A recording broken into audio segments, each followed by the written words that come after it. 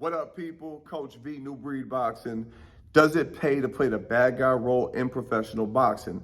So Shakur Stevenson is fighting this weekend, and I'm watching the press conference. His opponent comes walking up to center stage, goes to shake his hand.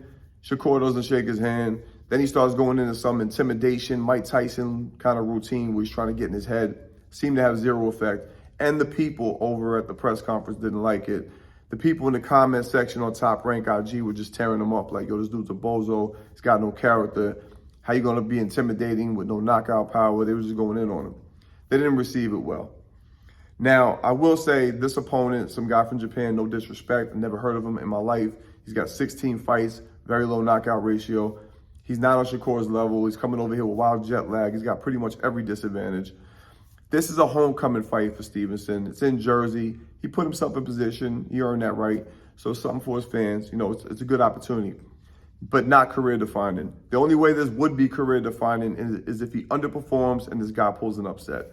That's it. And in light of him acting like this before the fight, it would be a super bad look for his career.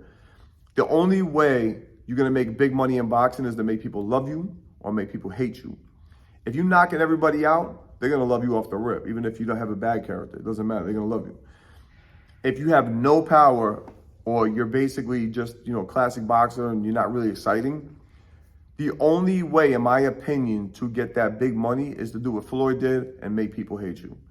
That's just my personal opinion. So if you're going to play that role, you got to stay undefeated, because as soon as that zero goes on your record, you're going to start seeing zeros disappearing from your payday. Those checks are going to start getting real thin real quick.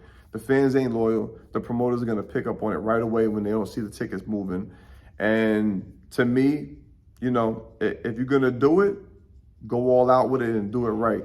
And by all means, make sure that you not only stay undefeated, but you start fighting some real name people. Because if you fight a bunch of nobody staying undefeated and your whole career is an entry-level highlight reel, you're going to lose the fans. They're not going to really pay to see you fight.